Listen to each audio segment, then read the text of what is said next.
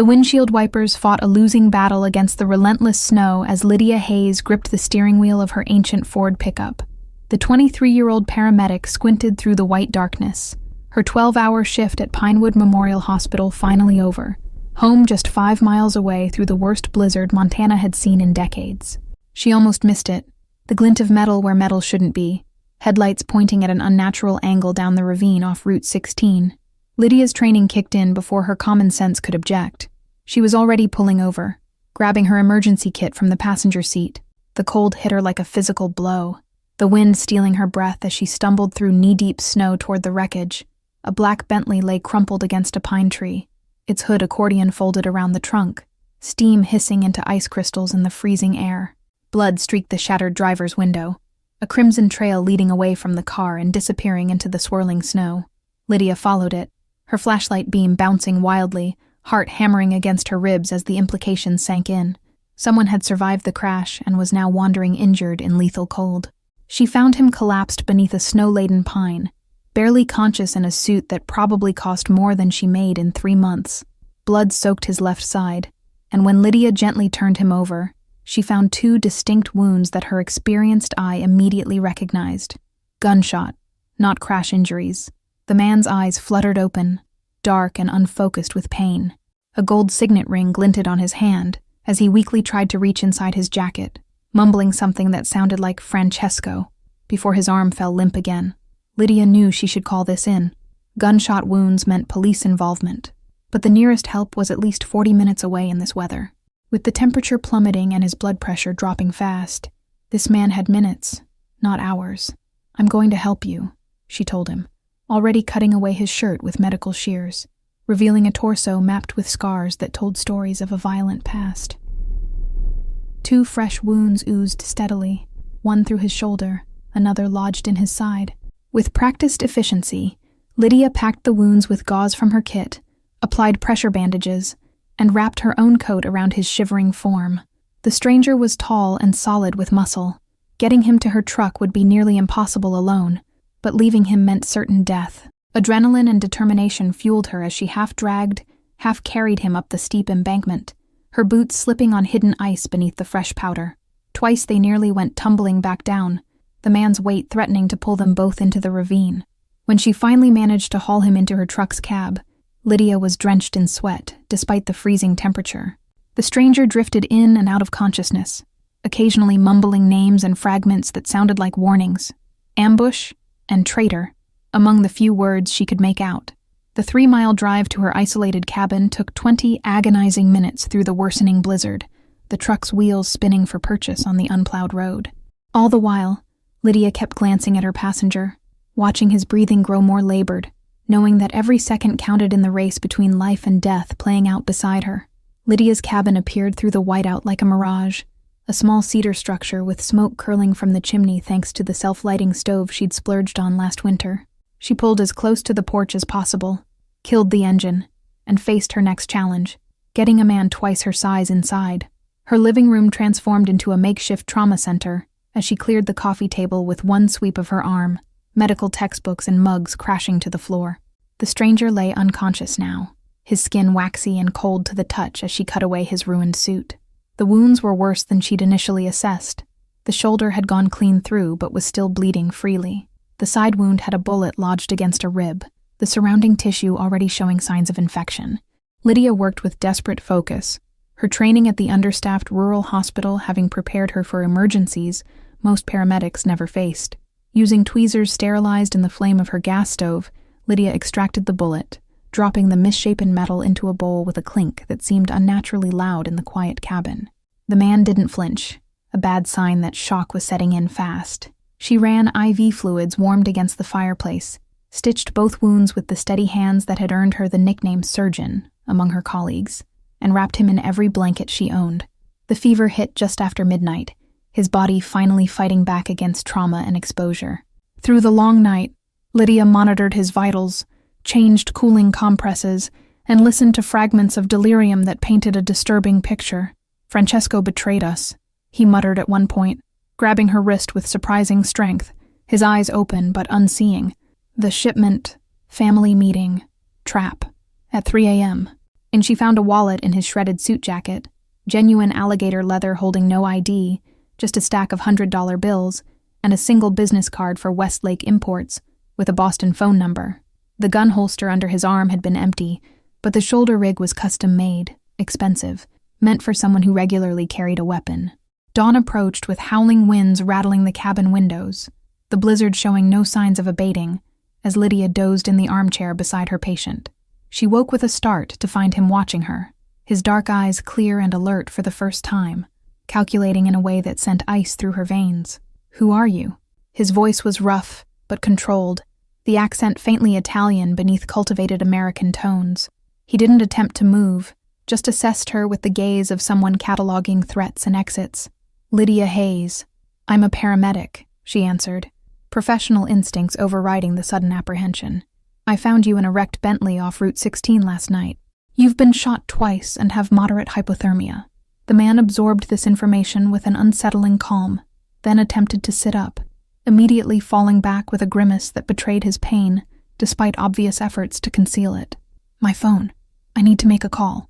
"Your phone was smashed in the crash, and you're not calling anyone until your fever breaks, and I know you won't bleed out the moment you move," Lydia replied, with the firm tone she used on non-compliant patients. "Now, maybe you could tell me your name and why someone used you for target practice."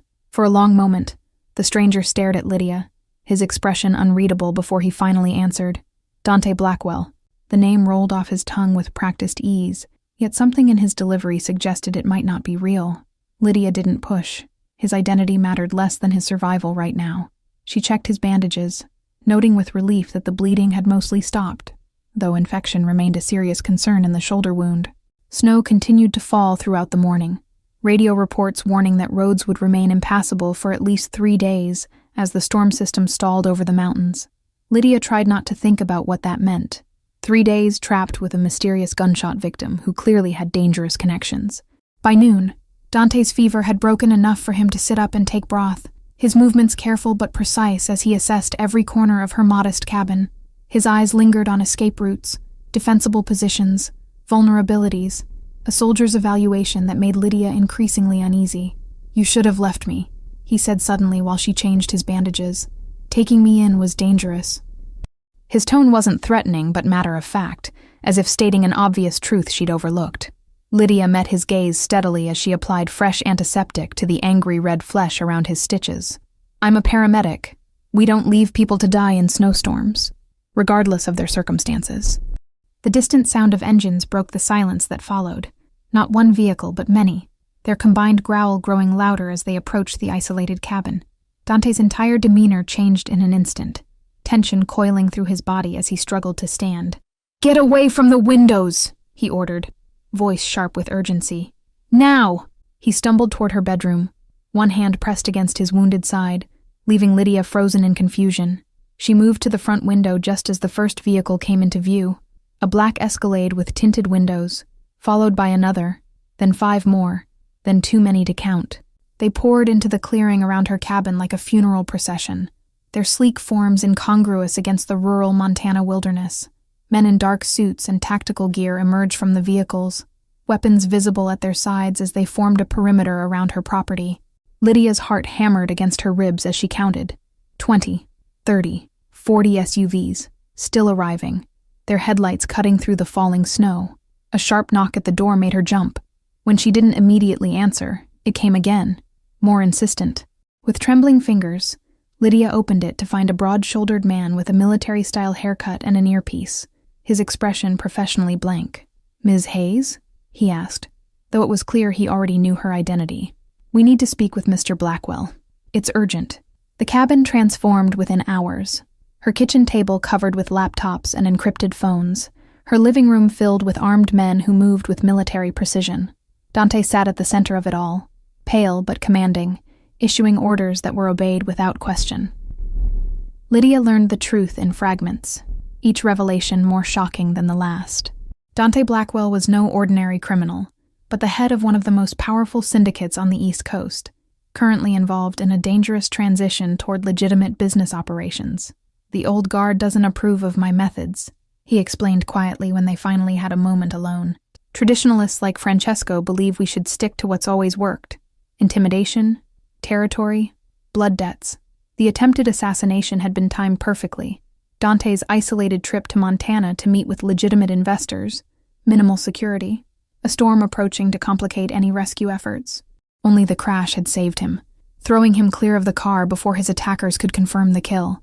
Lydia felt like she'd stepped into another reality, her peaceful cabin now command central for what appeared to be a small army. "How long will this last?" she asked, gesturing at the men stationed at every window. "Until the traitor is found," Dante answered, watching her with those calculating eyes that seemed to see everything. "You saved the wrong man, Lydia Hayes. Now you're a loose end in someone else's cleanup operation." She noticed the subtle hierarchies among Dante's men, those who approached him directly versus those who waited to be summoned, those trusted with information versus those kept to perimeter duty. One man in particular, a silver-haired figure introduced as Francesco Caldere, seemed to hold special authority. Francesco watched Lydia constantly, his cold gaze following her movements around the cabin. "A paramedic in the middle of nowhere," he remarked when they were briefly alone. "How fortunate for Dante that you found him before he froze to death." His words carried an unmistakable accusation that chilled Lydia more than the storm outside. "Are you suggesting I was involved in the attack?" she asked, struggling to keep her voice steady. Francesco's smile never reached his eyes. "I'm merely noting the remarkable coincidence. In our business, Ms. Hayes, coincidences often prove problematic." Whispered conversations stopped when Lydia entered rooms, men exchanging glances that spoke volumes. She began to realize her position was more precarious than she'd initially understood. To many of these men, she was either a potential conspirator or a witness to be silenced.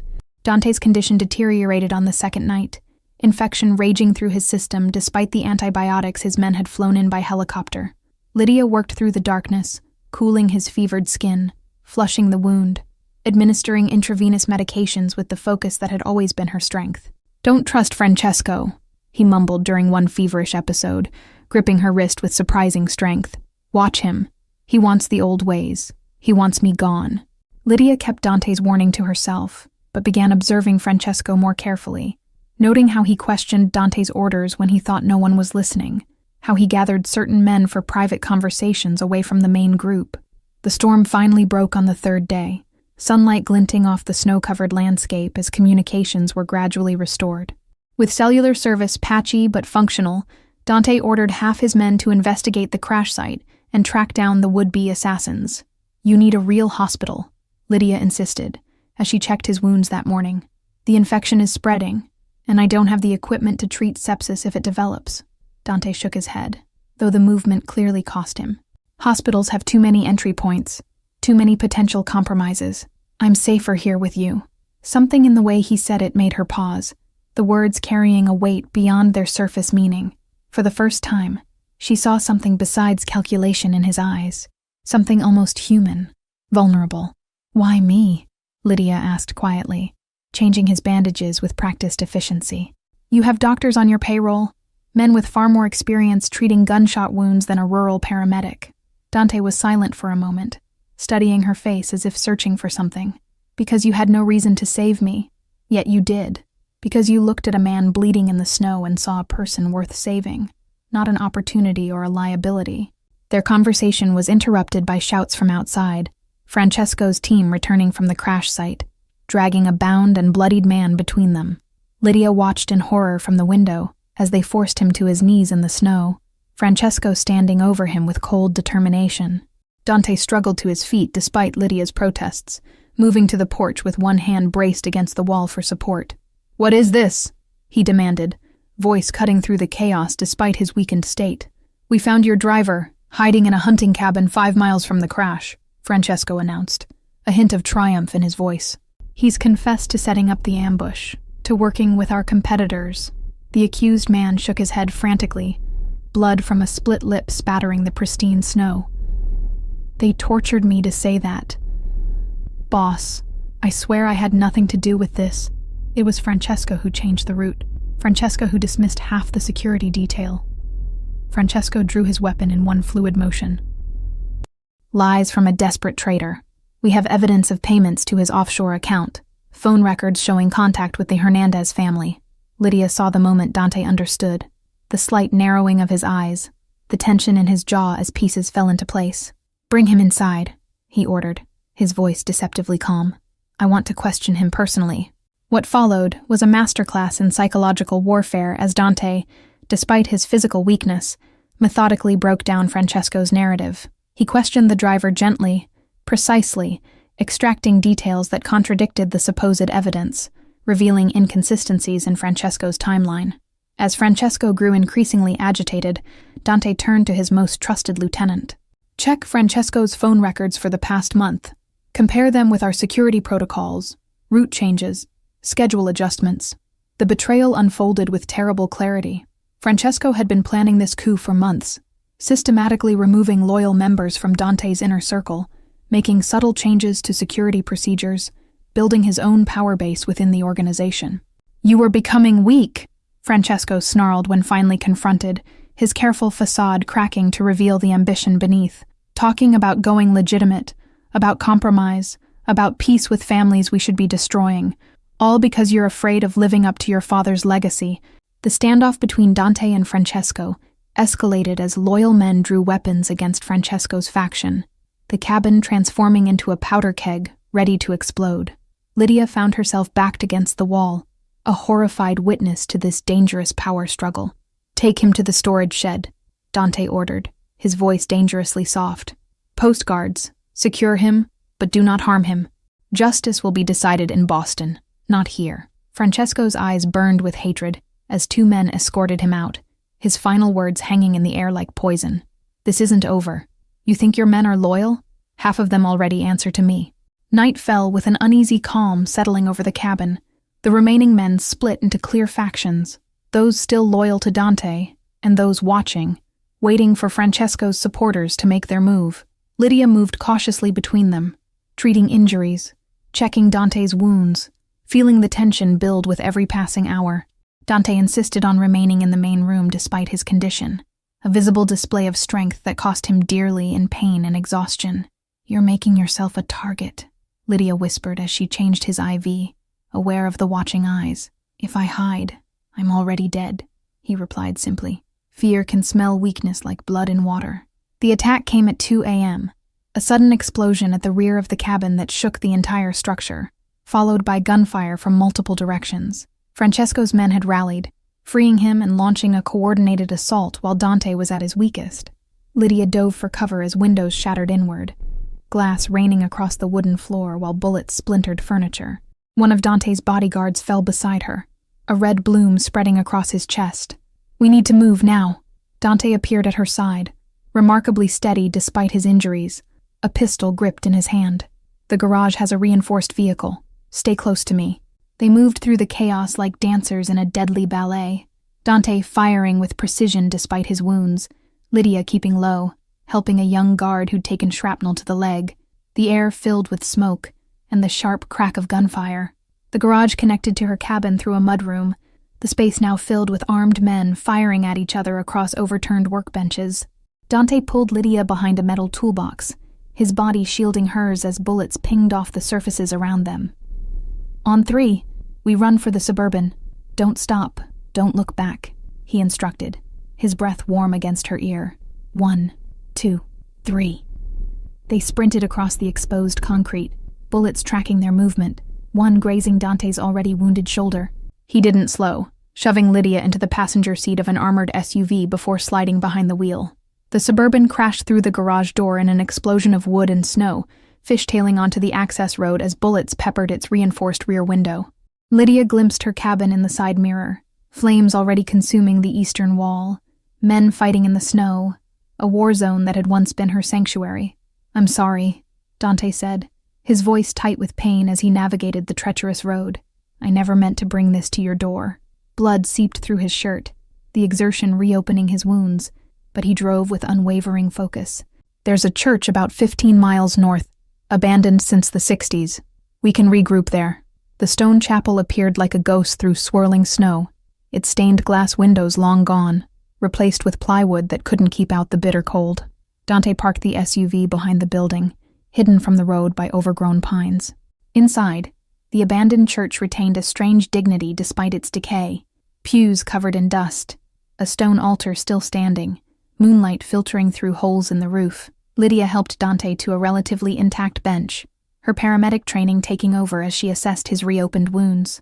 Francesco will have men watching the hospitals, the airports, every road out of the county, Dante said through gritted teeth as she stitched his shoulder by the light of a battery-powered lantern. But I still have people loyal to me, true loyalty, not the kind bought with promises and threats. Lydia worked in silence, processing the surreal turn her life had taken.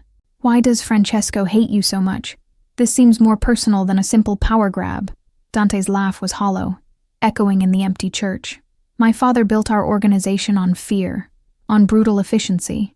Francesco was his right hand, his enforcer, the man who made problems disappear permanently. He winced as Lydia tightened a bandage, his next words careful, measured. When my father died, everyone expected me to continue his legacy. Instead, I started making changes, laundering our money through legitimate businesses, cutting ties with the more violent enterprises, seeking alliances instead of blood feuds. The night stretched into dawn as they talked, Dante revealing more of himself than perhaps he'd intended. The weight of inheriting a criminal empire at 23, the constant threat of betrayal, the impossible choices between power and conscience that had defined his life since. At first light, a soft knock at the church door sent them both scrambling for cover, Dante's weapon appearing in his hand despite his injuries. The door creaked open to reveal a young man, barely 20, dressed in tactical gear, hands raised to show he meant no harm. Julian, Dante breathed, lowering his gun. How did you find us? GPS tracker in the Suburban, boss, Julian replied, stepping inside. I've been trying to reach you. Francesco's telling everyone you're dead, that he's taking control of the organization. He's called a meeting of all the lieutenants for tonight. Lydia watched the subtle transformation as Dante absorbed this information, pain and exhaustion giving way to calculated resolve. Who's still loyal? Who can we trust? Julian's answer was immediate. The younger crews, the legitimate business managers, about 40% of the security teams. The old guard is mostly with Francesco, but they're wavering, waiting to see which way the wind blows. Dante nodded, already forming a plan. Contact everyone you can trust. Have them meet us at the old waterfront warehouse. Tell no one about Ms. Hayes. As far as anyone knows, I escaped the ambush alone. Boston's waterfront transformed into a fortress as Dante's loyal forces gathered, young men and women raised in the organization's new era, veterans who respected strength regardless of method, business managers who preferred Dante's vision of legitimacy to Francesco's old-world brutality. Lydia stood back, watching Dante command this unlikely army despite his injuries, his quiet authority drawing respect from hardened criminals and Ivy League business graduates alike. His plan was elegant in its simplicity, not a war, but a demonstration. Francesco believes power comes from fear, Dante explained to his assembled lieutenants. I'm going to show him. True power comes from loyalty freely given, from respect earned through actions, not threats. The meeting of the 5 families was scheduled for midnight at the Westlake building. Francesco presenting himself as the new head of the Blackwell organization, seeking recognition from the other major players in Boston's underworld. Security was tight, Francesco having doubled the usual protocols, but he'd made one critical oversight. He'd kept Dante's original security team intact, men who knew every entrance, every camera blind spot, every security override in the building. You should stay here, Dante told Lydia as his men prepared for the operation. You've already risked enough for a man you barely know, a man who's brought nothing but danger to your door. Lydia surprised herself with her answer, the words coming before she'd fully formed the thought. I pulled you from that wreck for a reason. I'd like to see this through, to know whether I saved a man worth saving. The Westlake building's conference room hushed as Dante walked through the doors, flanked by his loyal lieutenants, Lydia following a few steps behind. Francesco's face drained of color, his newfound authority evaporating in an instant as the 5 family heads rose in respect, not for him, but for the man he'd failed to kill. Gentlemen, Dante acknowledged the assembled crime lords with a nod. I believe there's been some confusion about the leadership of the Blackwell organization. Allow me to clarify. What followed wasn't the bloodbath Lydia had feared, but something far more powerful. Dante exposing Francesco's betrayal methodically, presenting evidence of his sabotage, his embezzlement, his secret deals with rival families. Not with rage, but with the calm precision of a prosecutor building an irrefutable case. The other family heads listened in silence, their expressions hardening as Francesco's treachery became clear, not just against Dante, but against protocols that had maintained peace between their organizations for generations. In the old days, his punishment would be simple, Dante concluded, his gaze sweeping the room before landing on the pale, sweating Francesco. A traitor's death, brutal and public. A message written in blood. The room held its collective breath, Francesco's men already stepping away from him, distancing themselves from his inevitable fate. Dante moved closer, his voice dropping so only those nearest could hear. But those days are over, at least in my organization. Dante turned to the assembled crime lords. Francesco will face justice, real justice through the legal system. His financial crimes alone will put him away for decades, without a single drop of blood spilled. Shocked murmurs rippled through the room at this unprecedented approach. One of the older family heads, a gray-haired man with cold eyes, leaned forward. "You're changing the rules that have governed us for generations. Why should we accept this?" Dante's answer was simple, powerful in its authenticity. Because violence breeds violence, vengeance breeds vengeance. Because I was dying in the snow when a woman who owed me nothing chose mercy over indifference. She showed me another way is possible. In the days that followed, Lydia watched a transformation unfold. Francesco's arrest on federal charges making headlines, Dante's organization restructuring with legitimate businesses at its forefront, the old ways giving way to something new, not perfect, not entirely clean, but evolving. "What happens now?" Lydia asked as they stood on the balcony of Dante's Boston penthouse. The city lights spread below them like fallen stars. "You go back to being Dante Blackwell, reformed crime boss, and I return to Pinewood Memorial and pretend none of this ever happened?" Dante turned to her, his expression more open than she'd ever seen it. "Or you stay, not as a hostage or a witness or an obligation, but because two people who never should have met somehow found something worth keeping in the middle of a snowstorm." The choice before her was impossible, illogical. Her quiet life as a paramedic against something dangerous and unknown with a man still walking the tightrope between two worlds. Yet when Dante reached for her hand, she didn't pull away. "I saved your life," Lydia said softly. "Maybe now you can show me how to really live mine." Thank you all for following this story to its conclusion. If you enjoyed it, please write in the comments where you're watching from. And don't forget to like, subscribe, and share this video. Your support is what keeps these stories coming, and I couldn't continue creating them without you.